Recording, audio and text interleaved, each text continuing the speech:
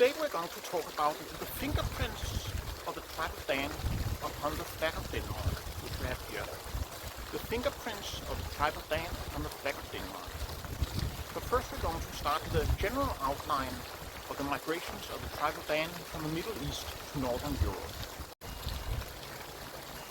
There were two main migrations of the tribe of Dan to Northern Europe. The first one was primarily via the sea. It started at the time of the exodus of the 12 tribes of Israel out of Egypt, and another part of it started prior to the Assyrian exile of the 10 tribes of Israel in the 8th century. We can see the first migration on this map in orange. It goes from Egypt and Israel and Phoenicia to Greece and some parts to the Black Sea, and from there across the Mediterranean to Spain, and from there to Ireland, and finally to Scotland. According to ancient Greek history, there came to Greece a tribe called the Danaan, or the Danai. And these Danaan, they were said to descend from a certain man called Danaus. And this Danaus, he was said to be the son of Belus, or also sometimes spelled Bela. And this name, it is quite similar to the name of the patriarch Dan's mother, whose name was Bilhah. So Bela, Belus, Bilhah, quite similar. And for example, Homer, who wrote the Iliad in the 8th century, which was about the Trojan War, which took place several centuries earlier, Homer, he simply refers to the Greeks that attacked Troy as Danaan or Argives. And also Euripides talks about the Danaan in the 5th century, and in the 1st century Strabo and Diodorus Siculus also talk about them. And Diodorus Siculus, he even says that Danaus, he had lived in Egypt and that he was an Israelite.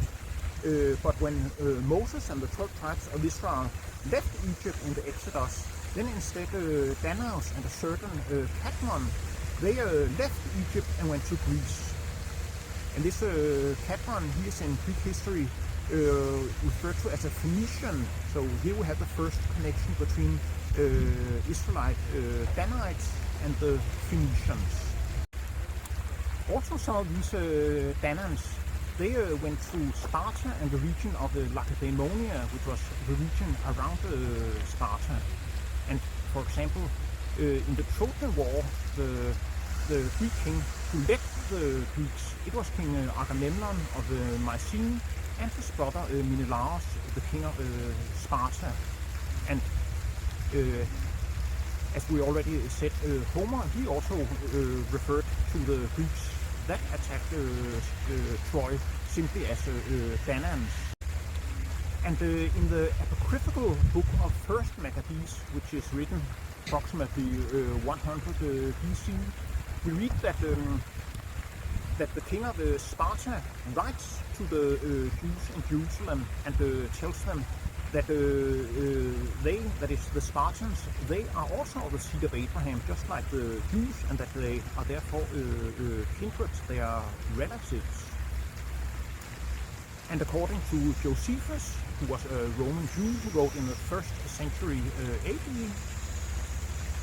Josephus records that the Jews in Jerusalem, they replied to the Spartans that there was no need for the Spartans to tell them that they were brethren and relatives, because the Jews already knew that. So they knew that the Spartans were of the stock of Abraham. And some of these Danaans or Argives, they also went to the Black Sea region. Most notable of them was Jason and the Argonauts, who settled in the country of Colchis, which today is in the country of Georgia in the Caucasus Mountains. And these Danaans of Greece and the Black Sea region, they later traveled via the sea, via the Mediterranean to Spain, where they stayed for a while, and then continued to Ireland. Because In some of the most ancient Irish chronicles, such as the Annals of Ireland by the Four Masters, which is a chronicle of the history of Ireland written in 1636, but is based on much older books. According to these annals of Ireland, they arrived in Ireland approximately year 1200. A people called the Tuatha de Danann, which simply means the tribe of the Danann, almost identical name to the ones in Greece and the tribe of Dan of Israel. And approximately 200 years later, there arrived a people called the Milesians, also in Ireland. And these Dananns and Tuatha de Danann and the Milesians, they were obviously of the same people, because when the Milesians arrived 200 years after the Tuatha de Danann, they were able to communicate with each other in the same language. And according to the Annals of Ireland by the Four Masters, the Tuatha de Danann had lived in Greece for a long time, and they had also cooperated closely with the Phoenicians. And according to Geoffrey Keating in the History of Ireland, written in 1634, the Tuatha de Danann, they had left Greece after a battle with the Assyrians. And that is notable because the lost 10 tribes of Israel, they are recorded in the Old Testament of the Bible to have been deported by the Assyrians. And also according to Geoffrey Keating, the Milesians who came 200 years after the Tuatha de Danann in Ireland, they were also known as the Gabelians or the Scots. And the reason they were called Scots is because they had lived a long time in Scythia, which is the region around Ukraine and southern Russia. And Geoffrey Keating says that after the Milesians had been driven out of their homeland, they lived 150 years in quote-unquote Gothland, between the Black Sea and the Caspian Sea, which is the same region as Scythia. And from there, they went to Ireland. And the ancient name for Ireland was Scotia. It was only in the 9th century that the name Scotia began to be, that it was what we now know as Scotland. In 1837, a Spanish priest, Joaquin Villanueva, who had moved from Spain to Ireland, he published a book in Ireland called Phoenician Ireland. And in this it says that the Tuatha de Danann, they got their name Danann from the quote-unquote Phoenicians, who had lived in the city of Dan in northern Israel, where they set up a false god and image and idol, which they worshipped, and from there they traveled to Ireland. And what it says is completely taken from the chronicle about the tribe of Dan in the book of Judges. Many of the Tuatha de Danann and the Milesians, they went from Ireland to Scotland, and in 1320 the Scots signed the Declaration of Arbroath, which basically was a Scottish declaration of independence, and they sent it to the Pope in Rome. And in this, the Scots wrote that the ancestors of the Scots had lived in Scythia, and from there they had traveled via the Mediterranean to Spain, where they had lived for many years, and from there to Scotland, and that they arrived in Scotland 1,200 years after the children of Israel left Egypt. And now we come to the second of the great migrations of the tribe of Dan. This migration, it went from the land of Israel to Scandinavia and to Denmark in particular. This migration, it took place around the same time as the Assyrians deported the rest of the 10 tribes of Israel out of the land of Israel, which was approximately in and around the year 721 BCE. And the Assyrians placed the lost 10 tribes of Israel, including the tribe of Dan, in northern parts of the Assyrian Empire in what today is northern Iraq and western Iran, southeastern Turkey and Syria. Now the interesting thing is that according to Snorri Sturluson, who was an Icelandic historian, he wrote two books, the Heimskringla in 1230, which means the circle of the earth or the orb of the earth. Sometimes it is also referred to as the Chronicles of Kings of Norway. And then 10 years earlier, around 1220, Snorri wrote or compiled the Younger Edda. And according to Snorri Sturluson, the ancestors of the Nordic people, the people of Scandinavia and Iceland and some of northern Germany, they had originated from southern Russia, and they had migrated to Scandinavia from southern Russia. They had a capital there referred to as Asgard, which probably was on the river Don in what today is southern Russia. And Snorri continues and writes that these forefathers of the Scandinavians, they were known as the Aser and Vaner tribes, which is very similar to the two names of two of the tribes of Israel, Asher and Dan. Aser and Vaner, Asher and Dan. And Snorri writes that the Aser and Vaner tribes, they were led from southern Russia to Scandinavia by a chieftain called Odin, who was their chieftain or king. And Snorri continues and writes that not only did they live in southern Russia, but Odin, he also had great estates south of the Caucasus Mountains. Now the thing is that south of the Caucasus Mountains, that's just next to where, according to the Old Testament, the Assyrians, they placed the lost 10 tribes of Israel, including the tribe of Dan and the tribe of Asher.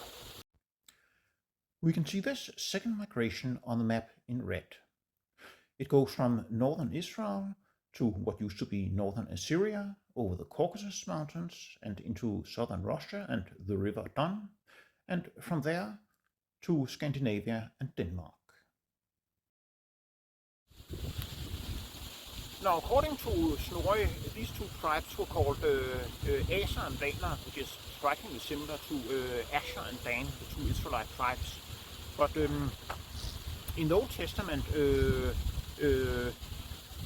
the camp of Dan, so-called camp of Dan, which was led by the tribe of Dan, consisted of the tribes of Dan, Asher and Naphtali.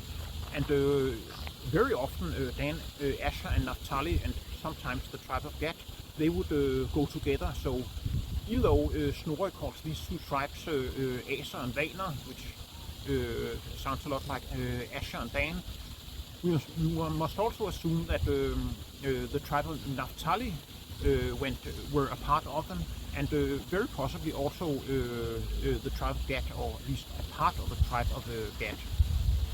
Now Snorri, his books are full of geographical details which adds to the veracity of them, that it's not just made up. And also it's full of chronological details. For example, he writes that when the time when Odin led the Aser and Vaner tribes from southern Russia to Scandinavia, that was when the Roman general Pompey the Great, he made wars in the Black Sea region, and that obviously must refer to the Third Mithridatic War, which took place in the 70s, 60s BCE. So that must be when the Aser and Vaner tribes left southern Russia. What Snorri wrote about that the ancestors of the Scandinavians had come from southern Russia to Scandinavia led by Odin, it was confirmed by many of the greatest Scandinavian historians. For example, Olaf Rudbeck, the greatest Swedish historian of of his time who wrote his main work around the year 1700, and also Peter Frederik Sohn, who was the greatest Danish historian of his time and who wrote most of his works in the 1770s and 1780s. And Johannes Brøndsted, he was a very well-respected Danish historian in the 1960s. He was also the director of the National Museum of Denmark, and he also wrote Volume 1 of Politikens Danmarks Historie, published in 1963. Politiken is one of the biggest publishers in Denmark. They also publish one of the largest newspapers. And according to Johannes Brøndsted, the ancestors of the Danes, they arrived to Denmark in two waves, two migrations. And the first one took place shortly after the birth of Christ and reached most of what today is Denmark. The second one, it was sometime in the 200s, in the 3rd century, and this one reached most of the islands, but then it stopped. And also, according to Johannes Brøndsted, both these migrations, these people consisted of what is known as the Nordic type, and which the Danes also primarily belong to today. And he continues that before that, most of the people who lived in Denmark, they were of the Samic type, the type that also lives in northern Norway and Finland and Sweden today.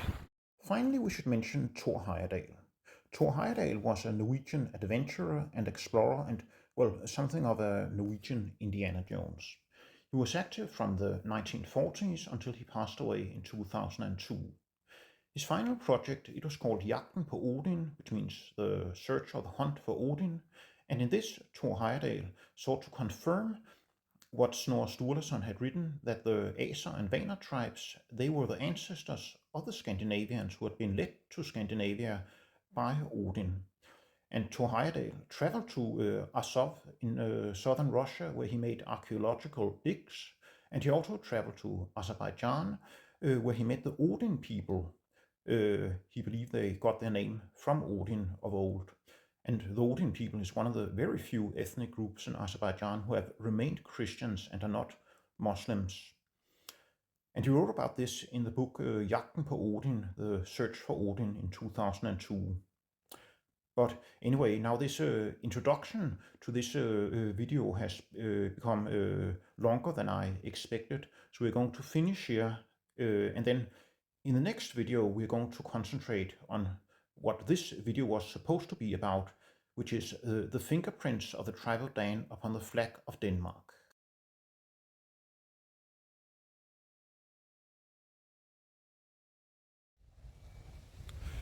Fingerprints of the tribe of Dan on the flag of Denmark.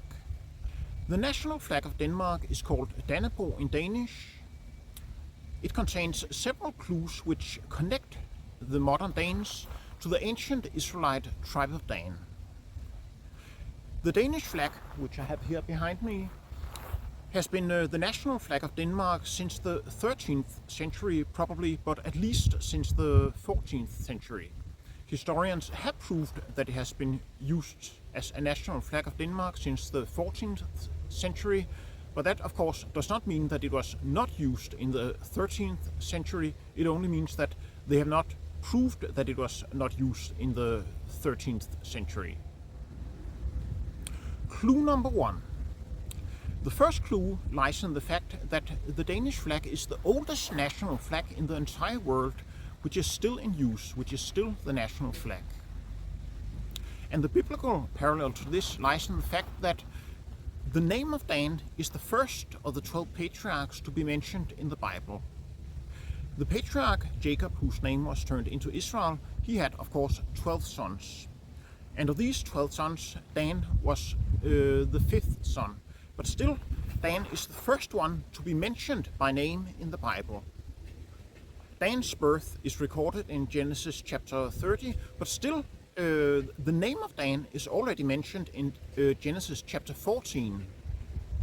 That is in connection when Abraham is rescuing his nephew Lot, and we read in Genesis chapter 14.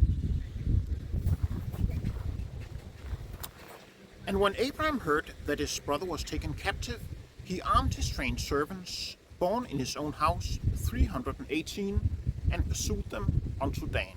Unquote. Genesis 14:14. Now Abraham, he was Dan's great-grandfather. And at the time of this event, Dan's grandfather, that is Isaac, he had not even been born yet, and still the name of Dan is already there. So what obviously has taken place is that originally some other place name must have been there, but at some point some scribe must have changed it into Dan so that the readers of the books of Moses would be able to understand what place it was referring to. But ultimately, the reason why it was changed into Dan was because God wanted it to be there so he could send a message, a clue to the readers of the Bible. Clue number 2, the origin of the flag. The second clue is the origin of the flag of Denmark. According to the myth, Dannebrog fell down from heaven during a crusade led by King Valdemar II, the Victorious of Denmark, in Estonia on June the 15th, 1219, to convert the pagan Estonians to Christianity. But a more realistic version of this story is that it was a flag of the Knights Hospitaller who were part of the crusade, which somehow got hurled up into the air and landed close to the Danish king. The Knights Hospitaller, also known as the Order of the Knights of the Hospital of St. John of Jerusalem, or the Knights of St. John, were one of the famous Crusader orders. Their flag is red with a white cross. This flag became the basis for the flag of Denmark. When the Crusaders escorted pilgrims to and from the Holy Land, the Knights Templars would go in front because they were considered the strongest Crusader order. The Knights of St. John would go behind the pilgrims to protect them from attacks in the rear because they were considered the second strongest Crusader order. The Knights of St. John were from its very inception founded as an hospital order to take medical care of injured and dying pilgrims and crusaders. They were knights with weapons and armor as well because they would get attacked if they were not able to defend themselves. The biblical parallel to this is when Israel wandered in the wilderness after the Exodus. During the wandering in the wilderness, the 12 tribes were divided into 4 camps, which were arranged around the Ark of the Covenant, the Tabernacle, Moses, and the Levites in the middle. When Israel moved from one place to another, the first camp to move and to go in front was the camp of Judah. The last camp to move and to go in the back was the camp of Dan. We read in the book of Numbers. In the first place went the standard of the camp of the children of Judah according to their armies, and the standard of the camp of the children of Dan set forward, which was the reward of all the camps throughout their hosts. Unquote. Numbers chapter 10, verses 14 and 25. According to Yair Davidi, an Orthodox Jewish author of numerous books on the lost 10 tribes of Israel, this was because Judah was considered the strongest tribe in battle and Dan was considered the second strongest. He quotes Rabbi Abraham ibn Ezra, who lived 1089 to 1164 and who lived in Muslim-occupied Spain. Quote, the commentator Rabbi Abraham ibn Ezra opined that Dan and Judah were the greatest warrior tribes. That is why when they marched forward, Judah was in the front and Dan in the rear. Ibn Ezra on Numbers 1:19. Their task was to take the brunt of the battle and to protect the rest of Israel. Unquote. From Yair Davidi's article, Dan Will Redeem. And now we get to clue number 3, the name Dan in the place of the battle. The third clue is the name of the place of the battle where the flag of Denmark originated. The place in Estonia where the battle took place was called Lyndanisse, where we again see the name of Dan. And these photos are, by the way, from when I visited Estonia in 2011, and this place is called the Garden of the King of Denmark, and is the exact place where the flag of Denmark fell down in 1219. After the Danish victory, a castle was built which was called the Danes' Castle, or in Latin, Castrum Danorum. The Estonians called the town Tallinna, which literally means Dane Castle, and today it is called Tallinn and is the capital of Estonia. The biblical parallel to this is the fact that in the Old Testament, Dan seems to have had an obsession with naming places after their forefather Dan. For example, we read in Joshua, quote, "And the coast of the children of Dan went out too little for them. Therefore the children of Dan went up to fight against Lechem and took it, and smote it with the edge of the sword, and possessed it, and dwelt therein, and called Lechem Dan after the name of Dan their father." Unquote. Joshua chapter 19, verse 47. And again we read in the book of Judges, we quote, "And they, that is 600 armed Danites, went up and pitched in Kiriath Jearim in Judah. Wherefore they called that place Mahane Dan unto this day. Behold, it is behind Kiriath Jearim." Unquote. Judges chapter 18, verse 12. And again in the book of Judges we read, "And they, that is 600 armed Danites, called the name of the city Dan after the name of Dan their father, who was born unto Israel. Howbeit the name of the city was Laish at the first." Unquote. Judges chapter 18, verse 29. And now we come to clue number 4. The Danish flag is the inspiration of the other Nordic flags. The fourth clue is how the flag of Denmark has inspired the flags of the other Nordic nations. The difference between the flag of the Knights of St. John and the flag of Denmark is that the cross in the flag of the Knights of St. John is exactly in the middle of the red background, both in the length and in the height. On the Danish flag, the cross is in the middle in the height, but in the length the middle of the cross is closer to the hoist, or the flagpole.